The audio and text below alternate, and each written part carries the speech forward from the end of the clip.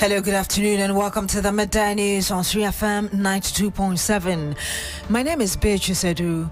The news is also live on Kasmi 107.1 FM and across the world at 3news.com. Coming up in the next 30 minutes.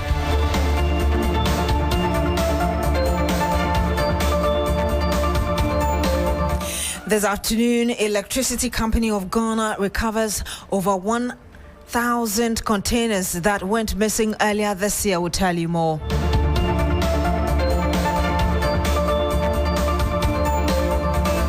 Also coming up, recent visit by the Law Society of Ghana to incoming Chief Justice Raffles Feathers.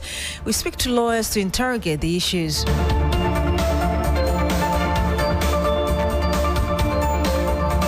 And much later, international relations analyst Dr. Vladimir Nchudaso dismisses U.S. sanctions fears after President Mohammed's speech at the 80th UN General Assembly.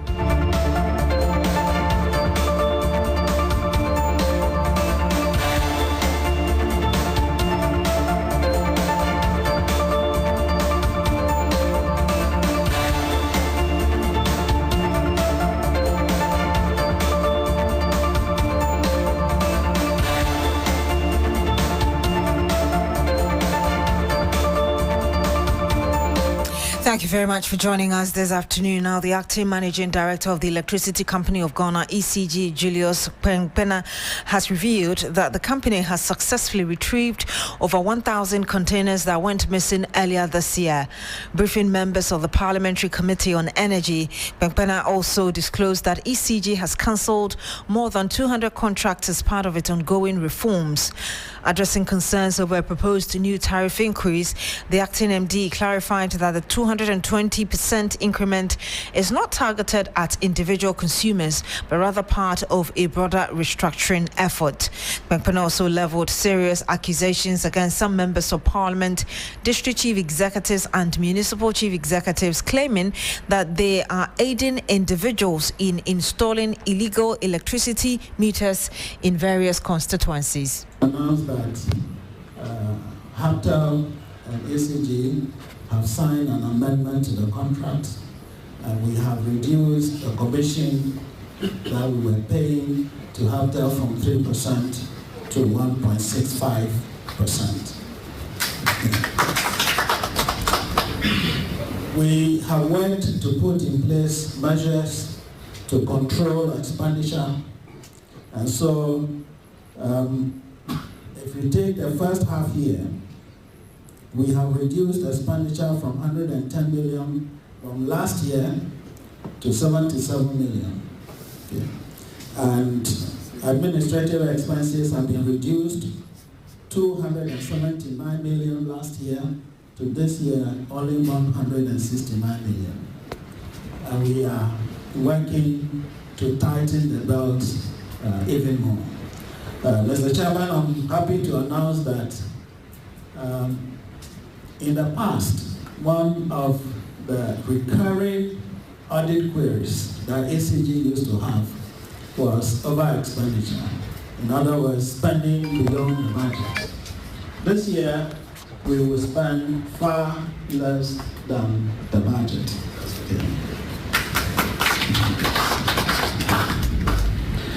Immediately after we took over, we ran into a billing problem. So in the press, customers were complaining they were not receiving their bills.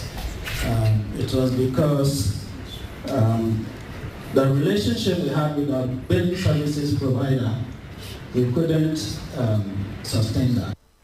And you have the acting managing director of the Electricity Company of Ghana, Julius Pena. Let's speak to Joseph Armstrong, who is with the Parliamentary Committee on Energy. He joins us live on the phone. Joe, if you can hear me, the acting MD mentioned the recovery of some 1,000 missing containers, more than that. Do we know what these containers actually held and how significant the recovery is to the ECG's operations?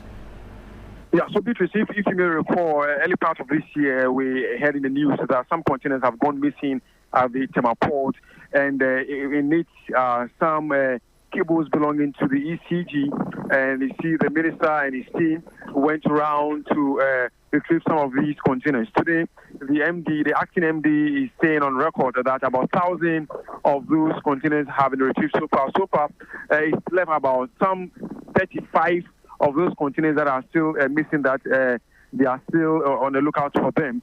And in all, about 2,000 of these containers were involved, and 1,000 have been retrieved. 35 are yet to be located as to where exactly they are. Basically, that is what the MD has explained to us. Beatrice. And in addition to that, he also alleged that some MPs, DCs and MCs are involved in illegal meter installations. Can you tell us whether he provided some evidence, including names, to this allegation?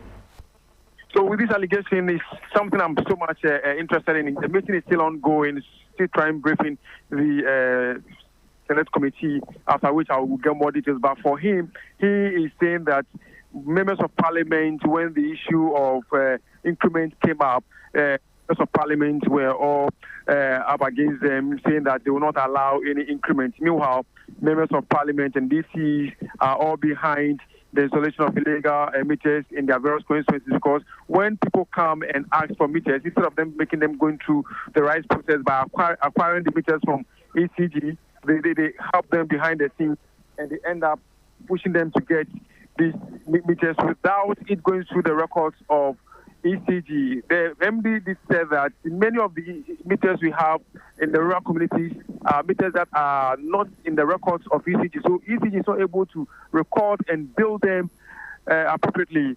So it has led to the generation loss of ECG in so much sum of money. But this time around, they are going about trying to pull down and remove all those meters, and they need the MPs and the MCs who intend say that, no, you can't come to my district to disconnect people's meters, which will go against them politically.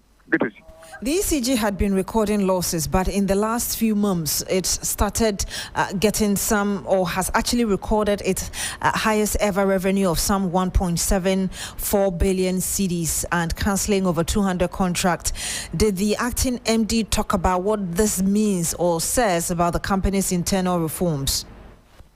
So for them, this revenue they've recorded is the highest so far in the history of ECG, and that's all part of the new reforms they are coming up with by cancelling some contracts that becomes a cost on the ECG. So for them, in the month of July, they were able to mobilize and send their men out there to ensure that companies that owe ECG so much money, they disconnect them. And through the process of disconnection, many of these companies agree to pay. They mentioned some few names that we cannot put on air now, but these people owe ECG so much money, but in efforts to reform, they're going to disconnect them, and in return, they pay them, leading to ECG making this amount of revenue generation, particularly in the month of July. And my last question to you, the acting MD also talked about some cancellation of some 200 contracts. Do we know where they are, procurement, service delivery, if you are able to give us a bit more detail? I'm unable to give more details now. It's part of the questions we are yet to get the MD to give us more clarity on what exactly, what cancellation, what led to their cancellation, and what contract indeed these are. He just said it in passing, and it's something that the members of the Select Committee are also interested in. So he is still in the process of giving us more details as to what led to this cancellation and what contract exactly they are. Indeed. Thank you very much, Joseph Armstrong. He's a man with the Parliamentary Select Committee on Energy, and of course we'll bring you more as and when we have it. Now, the Minister for Communication, Digital Innovation and Technology, Sam George, has announced that the government will soon engage stakeholders to develop a sustainable funding arrangement for the country's digital terrestrial television, that's DTT transmission network. Established in 2016, the DTT platform was designed with a cost-sharing strategy. TV stations were to enjoy free access in the first year, pay 50% of fees in the second year, 75% in the third year, and eventually bear the full cost. Speaking at the broadcasting at the Crossroads Forum organized by the Africa Media Bureau in Accra, the minister said that the policy was not fully implemented. Following the change of government in 2017, the policy direction was not implemented until much later, when my predecessor, the Honorable Esla Owusu-Ekufo, attempted to introduce fees for DTT operations and maintenance. However, the Industry Association, GIBA, went to court, and there has still not been an implementation of the cost recovery arrangements.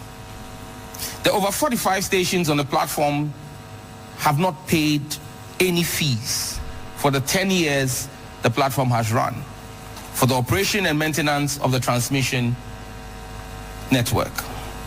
The government of Ghana has borne the cost over this period, thereby subsidizing private enterprise. This is not sustainable and must come to an end.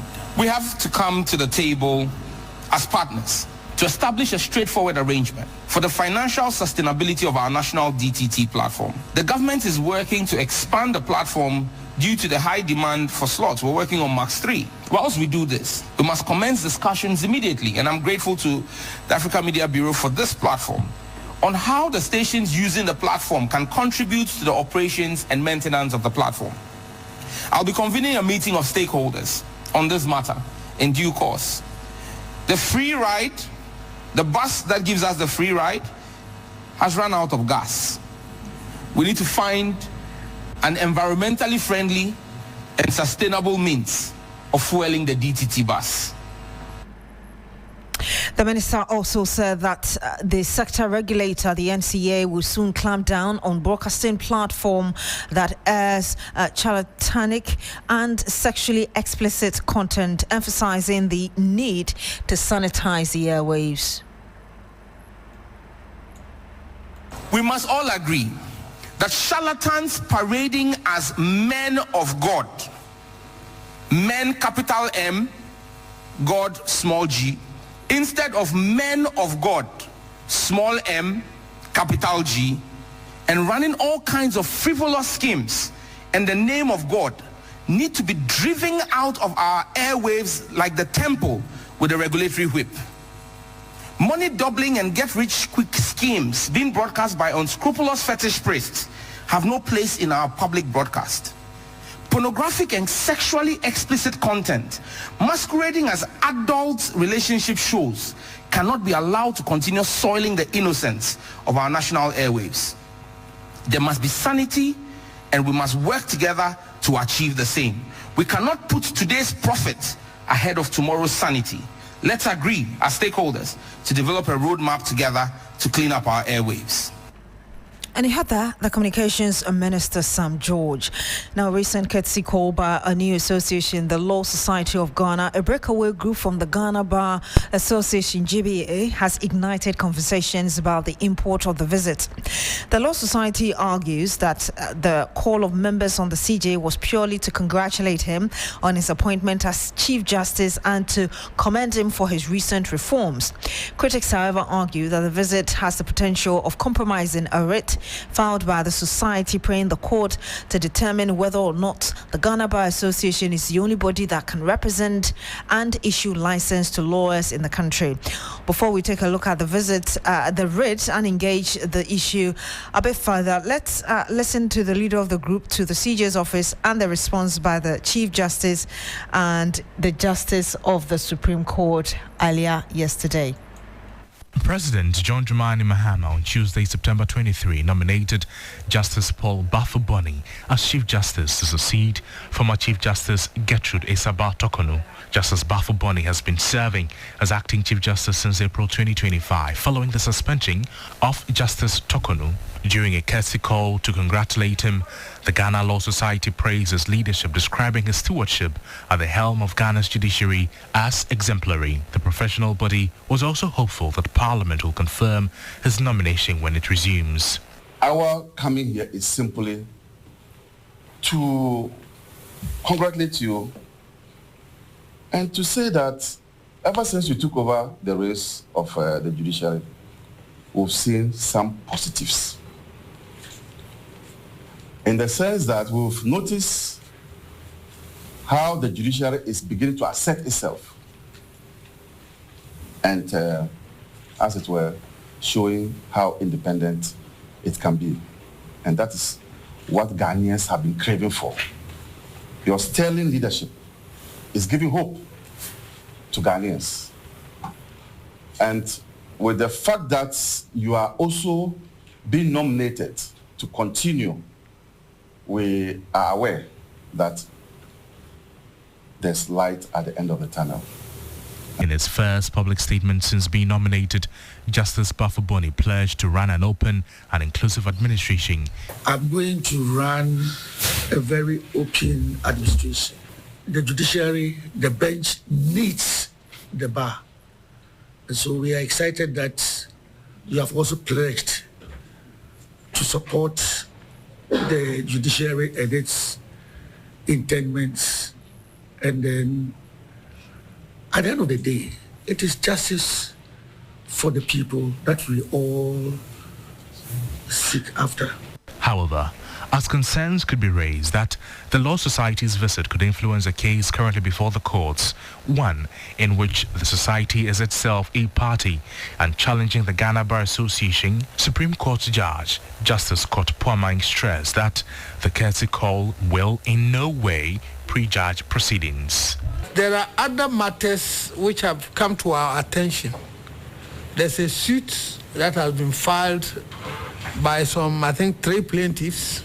That suit is seeking broader issues of interpretation of the Constitution. And I want, because the media is here, to make it clear that the interaction here is in no way intended to prejudice those broader issues that are being raised in that suit. Your visit is within a different context. Ghana Law Society is also another organization of lawyers that has come up as a country. We should accept it and support it to grow. Our objectives does not, spell out that we are challenging them. The objective that they have is the same objective that we also have. And the objective is to support the administration of justice in this country, support the judiciary, and support our democracy. That is the same as the Ghana Bar. So we are helping the institutions. I mean, it's a complement. We have well over, I'm sure, 7,000 lawyers. And all 7,000 lawyers, one association cannot administer all of them. And that report was filed by Noble Crosby.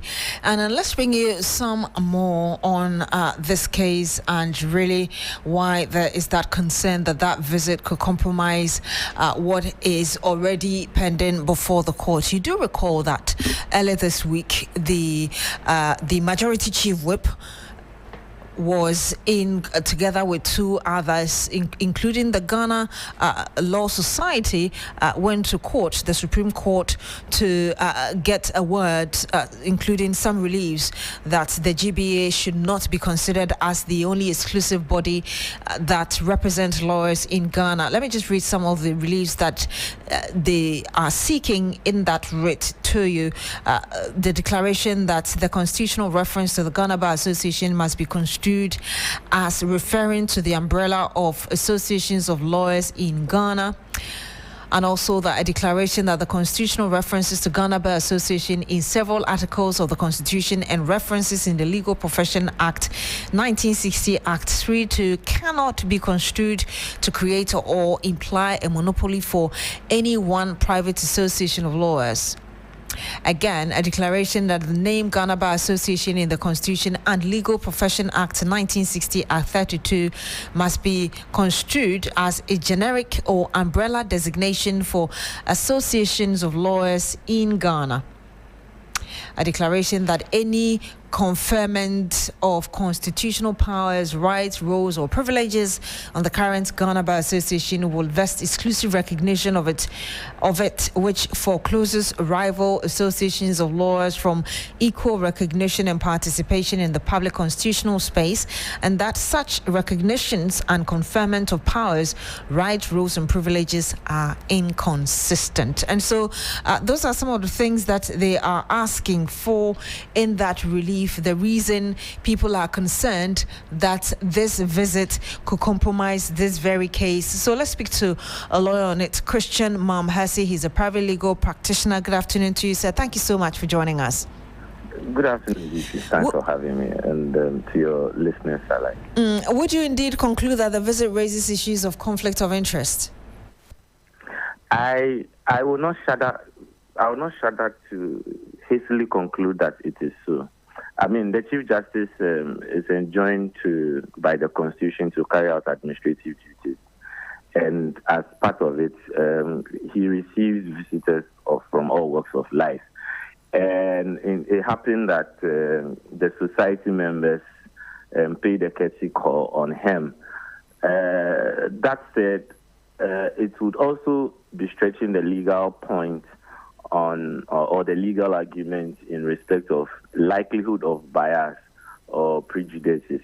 Now, it is the reason why Justice Puaman put that caveat in, because it is one of the reasons that can cause a judge to be disqualified from hearing a matter when one party can cite that ground. Indeed, if the matter is right before the court where the bench has been empaneled, and the Ghana Bar Association lawyer is of the opinion that any of the judges at the bench, by way of the visit by one of the parties, has prejudiced or had the likelihood of causing that prejudice, could make a prayer for the disqualification or that party, that judge, to be recused from the bench. But it will be stretching the argument from that, because he exercised an administrative function in that particular. And also, the statements made is everything necessary, because when you are citing a judge for likelihood of bias in a particular motion, you need to indicate that particular likelihood of bias. You need to particularize it. And if the meeting says nothing about it and in no way prejudices the matter, then that argument cannot be stretched and could be said that he hosted them in his administrative capacity as the acting Chief Justice. Having made that point, the main objective of this writ is to decentralize the Association of Lawyers. Where do you stand on that argument? Yes, I mean, again, in that direction, in every organization, association, as we have the Ghana Bar Association, they are internal. They are deeply worrying issues that are on the hearts of members, including welfare issues, dues payments, payment for conference, and all of that. And a lot of members feel that it is more of giving money away and not getting real benefit for what they stand to gain in terms of the welfare situation of lawyers. Now, that said and done, the association definitely could deal with it through its assembly or through leadership, whether leadership is changed or whether leadership is seeking to be pragmatic in dealing with some of these internal matters. Now, that said, in as much as the association exists, others are also entitled to freedom of association, and this is not new. In TN Ward Brew versus the Ghana Bar Association, similar matters had happened in the past, the case that went to court and all of that. You know, at a point in time, TN Ward Brew wanted also to form a rival bar association, but at the end of the day, he didn't succeed. So this is not new. But this time around, I mean, we are in a different dispensation, and we'll see what could happen from there. So yes, some lawyers have genuine concerns as to whether it would merit the plurality of associations, and also for the court to construe purposively. If they are successful with the purposive interpretation, then it would mean that we would have a decentralized bar association, and it will not just be the Ghana Bar Association. Thank you so much, Mr. Mamhasi, for speaking to us. Welcome. And you had that question, Mamhasi. He's a private legal practitioner, now international relations analyst. Dr. Vladimir Nchidanso has rejected suggestions that Ghana risk sanctions from the United States following President Mahama's speech at the General Assembly. President Mahama yesterday questioned the USA's decision not to grant visa to the Palestine president, and Dr. Vladimir Nchidanso says the speech raised critical national issues consistent with Ghana's foreign policy principles. I don't think that there is going to be any repercussion. He's going to be locked by Trump. He was forced, he contradicted Trump. Trump says that if you recognize Palestine, then you are giving whatever it is to the Hamas. The president said no. He didn't mention Trump's name, but he was alluding to it. Yeah, it was very clear. He was rather you are creating a situation where we live as good neighbors. And he's calling on the world to recognize this. So repercussions like what? America closing their embassy here, good riddance. America not giving us visas, good riddance. Or without America, Ghana will not die. When South Africa openly took Israel to court, America tried all kinds of tricks. South Africa is still a bouncing country. And there are several other countries. See, in diplomacy, when you lose something, there's no way you will lose something and not gain something. It's like digging a hole. Once you are digging a hole, you are creating a mound. If America moves away from Ghana today, there will be no vacuum. Well, Mr. Nchidanso also called for greater analysis to enable African countries properly argue the push for compensation for the slave trade. Let's bring in some more here. And four-time Grammy Award nominee and United Nations Goodwill Ambassador for Africa for UN Environment, Rocky Dawuni, has asked all Ghanaians to come on board in the fight against illegal mining. In an interview on New Day on TV3, the Ghanaian international artist said it is important for action to be taken now before things get out of hand in Ghana. I want to talk about the issue of galamsey. You know, the issue of galamsey in the country, the issue of the destruction, you know, as an ambassador for the environment for Africa, it has been a lot of times, you know, to go to some of these international conferences and have to be asked about this issue that is going on in my country, you know, and I just want us as a people that this responsibility is not only government, this is a responsibility of all of us Ghanaians, because if we are blessed with waterways that have existed thousands of years to serve our ancestors and us and serving us right now, and also Ghana being the Gold Coast, the place of gold, the place of all these riches, and this generation has come to a point whereby we are destroying all of these, shall I say, assets, natural assets, and compromising it for the sake of the future generations. I feel it's a curse, you know, so we need to do everything in our power. And this is not only the citizens, the chiefs, government, individuals. We all need to become vigilant and solve this problem right now. Or else one day we'll be here and we'll have to import water. We have to import the food that we eat, everything from outside.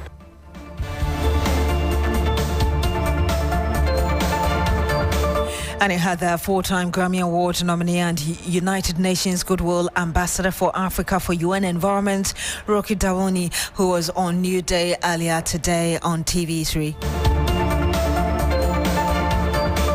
My name is Beatrice Adu. Thank you very much for joining us on the Midday News on 3FM 92.7. Log on to 3news.com for more news. Coming up shortly is Business Daily with Michael Ogbudu.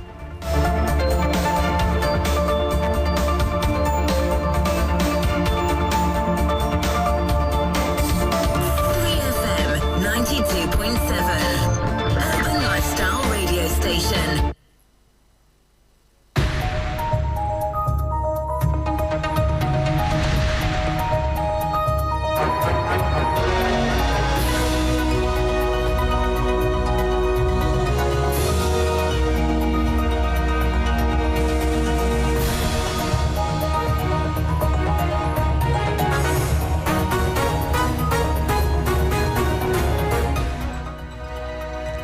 Hello, good afternoon and welcome to Business Daily on 3FM 92.7. Coming up, President Mahama tells 80th UN General Assembly that a 24-hour economy initiative promises to transform Ghana's economy.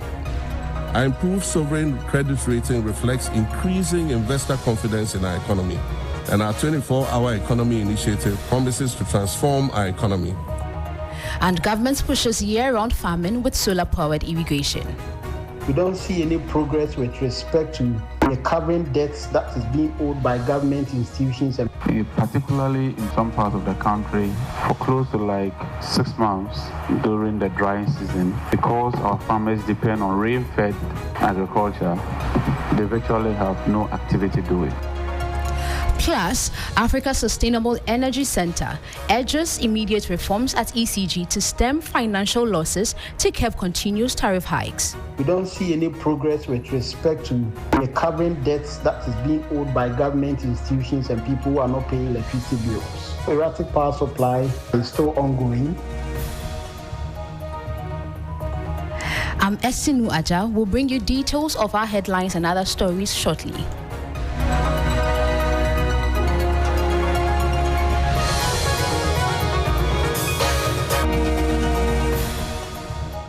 Now to our first story. President John Dramani Mahama says his flagship 24-hour economy initiative could transform the nation's economy. Speaking at the 80th United Nations General Assembly, he emphasized the impact of his government's interventions on improving the fortunes of the Ghanaian economy. He says the policy, alongside his government's reset agenda, is designed to restructure Ghana's economic foundation and enhance its global competitiveness. We refer to this process of recalibration as our reset agenda. In just 8 months, we have achieved significant reduction in inflation from 23.8% in December 2024 to 11.5% in August 2025, restoring price stability for our citizens. Additionally, our currency, the Ghana cedi, has appreciated considerably against other currencies, with Bloomberg reporting it as the best performing currency in the world at one point. Our improved sovereign credit rating reflects increasing investor confidence in our economy, and our 24-hour economy initiative promises to transform our economy. And there's a renewed willingness amongst our people to trust that their elected officials have Ghana's interests at heart and that we're progressing together. That was President John Dramani Mahama. To our next story, Minister for Energy and Green Transition John Jinapor has announced government's commitment to transitioning Ghana's agriculture away from its reliance on seasonal rainfall. The minister indicated that government's plans to provide solar-powered irrigation pumps, a move designed to enable all year-round farming across the country. Jinapor emphasized that moving away from traditional rain-fed farming is critical to both improving and significantly increasing national agricultural productivity. And immediately what we want to set forth is to work to deploy solar irrigation pumps across the country.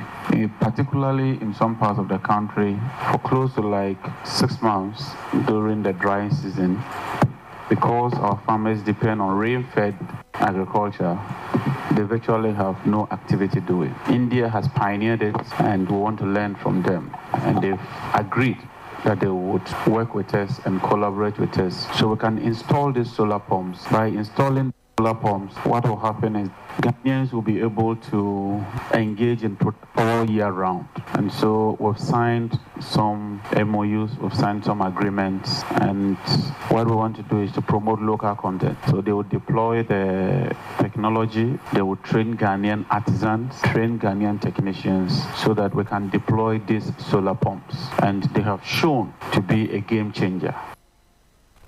Now to more stories. The Africa Sustainable Energy Center, ASEC, is calling for immediate and targeted reforms at the Electricity Company of Ghana, ECG, to address its critical operational and commercial inefficiencies. Director of Research and Innovation at ASEC, Dr. Elvis Chumesi, stated that the reforms are necessary to combat the massive financial losses plaguing the utility provider. He noted that ECG is just passing on its inefficiencies to customers. His remarks follow the PURC's approval of a 1.14% tariff increase for ECG set to take effect on October 1. These inefficiencies have mainly been because of the revenue mobilization challenges of ECG, which have still not been addressed. The issue of the missing containers have actually not been addressed. We don't see any progress with respect to recovering debts that is being owed by government institutions and people who are not paying electricity bills. We saw government institutions owing billions of Ghana cedis, and we have not seen changes with respect to that. Erratic power supply is still ongoing. We believe it's high time that the PURC actually conducts research on the income levels of electricity users and see the share of household income being spent on the electricity bills and the consumption patterns of different customer groups in Ghana. If we actually conduct this research, then realize that electricity bills are actually being a burden on Ghanaians, and come to think of the reactive power supply that we actually even have from ECG, and they continually demand increment in tariff. Now, that was the Director of Research and Innovation at Africa Sustainable Energy Center, Dr. Elvis Chumisi. Now to more stories. The Ghana Stock Exchange closed Thursday's session on a strong bullish note, reaching a new record capitalization of $160.74 billion cedis, fueled by sustained investor interest. The following 3 Business News Desk report has more. The benchmark GSE Composite Index advanced significantly, gaining 217.60 points to close at 8,046.69 points. This surge pushed its year-to-date return to an impressive 64.60%. The GSE Financial Stock Index also climbed, closing at 3,738.36 points and recording a 57.02% return since the start of the year. While indices soared, trading volume saw a decline. A total of 416,360 shares exchanged hands, representing a 44.18% decrease in volume compared to the previous day. The total value of the trade stood at 1.5 million cedis. GLD led the gainers for the session, rising to close at 473.35 cedis. SIC Insurance was the most actively traded stock, accounting for 120,261 shares, valued at 126,274.05 cedis. Other top traders counters include Cowbank, MTN Ghana, Fan Milk Limited, and EcoBank Transnational Incorporated. Analysts suggest the continued upward trajectory of the benchmark indices, even with lower trading volumes, reflects strong and enduring investor confidence in Ghanaian equities. That was a 3 Business News Desk report. 2 more stories. The World Bank has dismissed the Akufo-Addo administration's long-standing claim that Ghana's 2022 economic collapse was driven by global shocks, stating instead that the crisis was fundamentally self-inflicted. In its 2025 policy notes on Ghana, the bank was equivocal. The deterioration of global conditions due to COVID-19 pandemic and the Russian Federation's invasion of Ukraine was not the cause of the 2022 macroeconomic crisis. Rather, it merely exposed an economy already beset with deep structural vulnerabilities and precarious macroeconomic conditions. For years, government officials have attributed the severity of the downturn, marked by surging inflation, a free falling currency, and eventual debt default, to external factors. The World Bank, however, argues that domestic policy failures were decisive.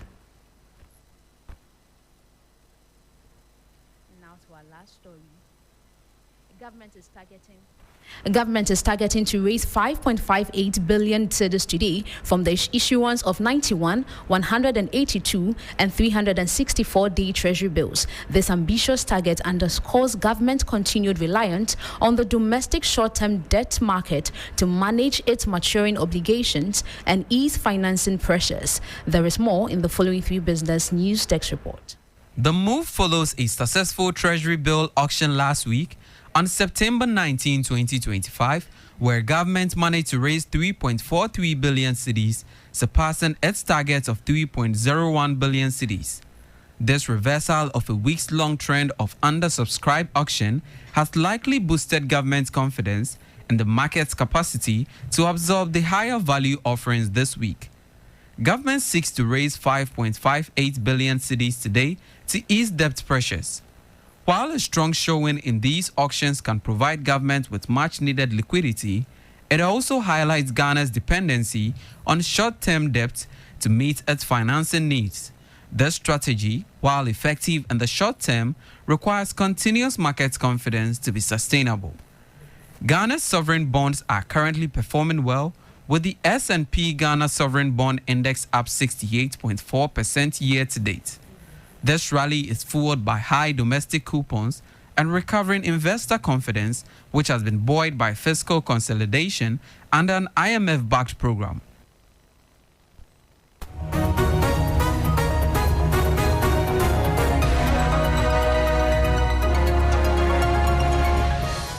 That was a 3 Business News Desk report.